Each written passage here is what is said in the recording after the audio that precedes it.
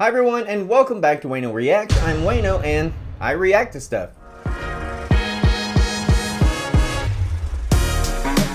And today I'm reacting to the long-awaited announcement by James Gunn. That's right, we finally have our new DC Slate for film and TV, and animation, and games, and maybe comics.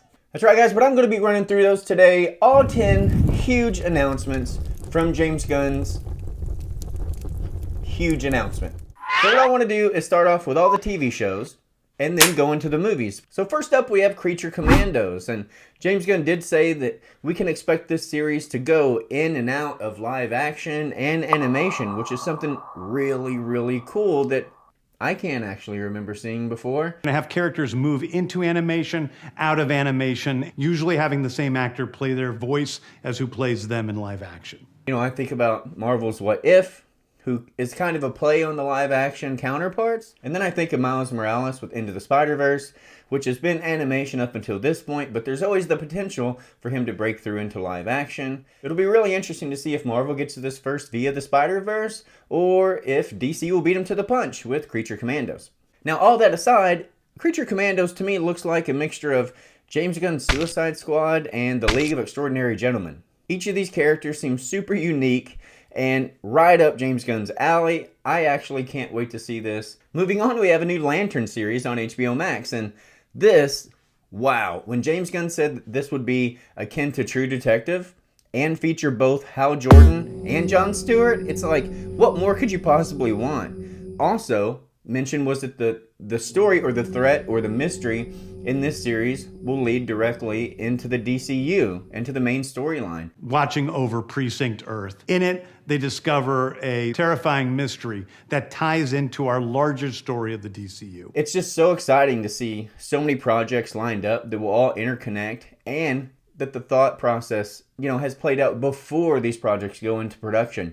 So we can really expect a really clever, interconnected, thought through DC cinematic universe. Now, in addition, we also have a new Waller series. Waller will obviously be played by Viola Davis, and joining her will be the cast and crew of the Peacemaker series. So I'm really interested to see how Waller will fit in and interact with these characters. Surely she won't just pop in occasionally to give them direction. That would be more of a Peacemaker series, right? So I really want this series to be focused around Waller and her interactions with these other characters. It is a fantastic story that's out of this world, and I can't wait for people to see it.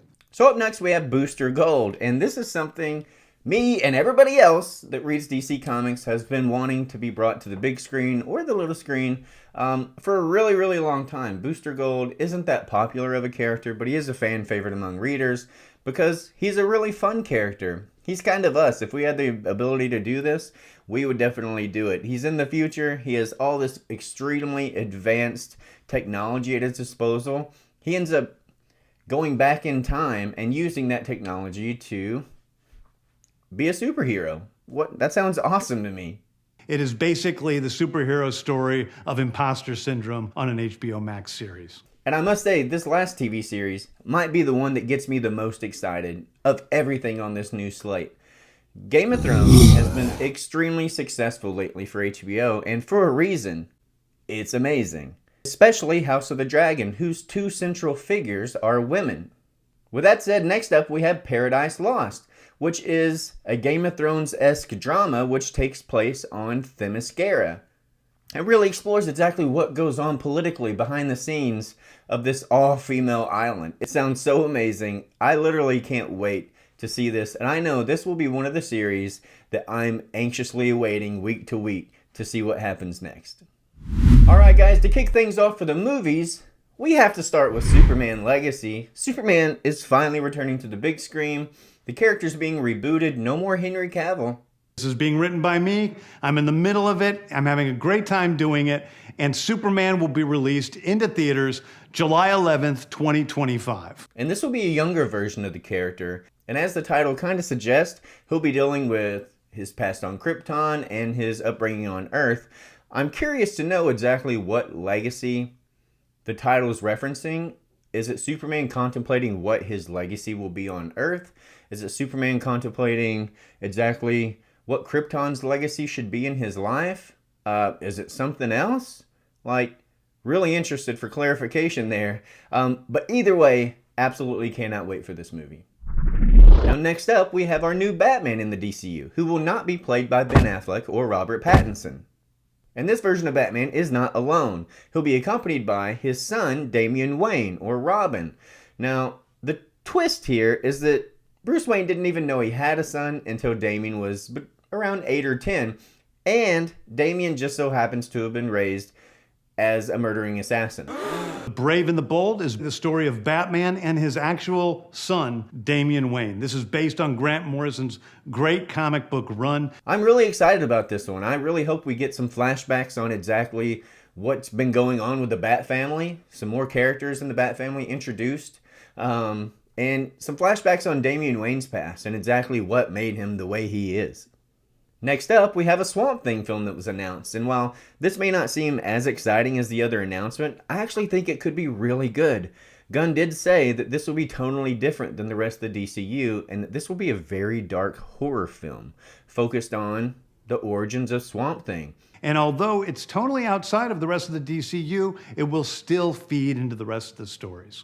Guys, Swamp Thing is an enormously powerful entity in the DCU, and I really can't wait to see how his origins are explored in this installment, but also if he reappears later down the timeline in his full power form and how he interacts with the other characters.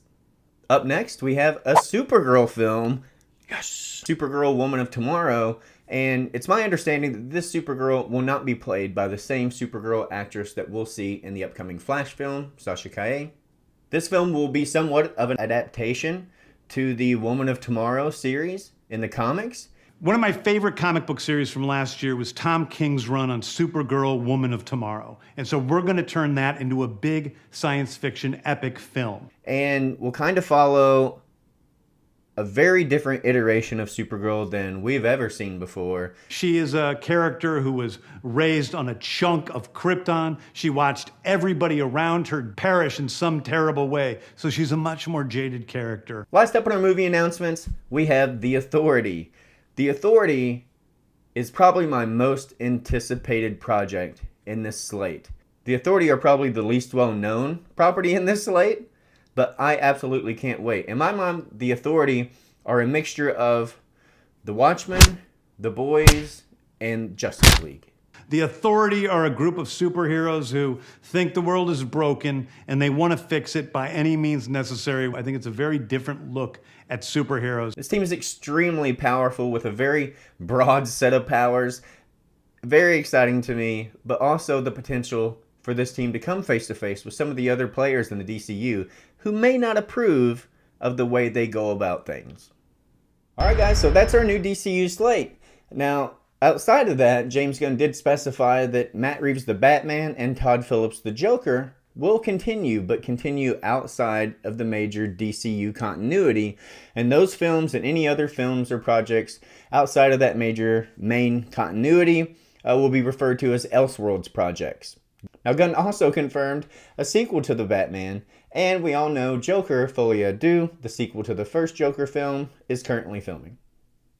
To me, this slate seems like the perfect mixture of storylines we've all read before in the comics, like Bold and the Brave and Supergirl Woman of Tomorrow, infused with fresh new takes of some of our favorite characters, but also being introduced to characters we might not even be familiar with.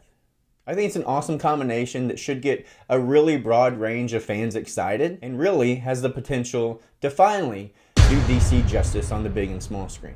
But guys, let me know what you think in the comments down below. Do you like this new DCU slate? Do you like that they're adding properties that we're not so familiar with? Do you like the fact that they're doing 2 movies and 2 TV shows per year?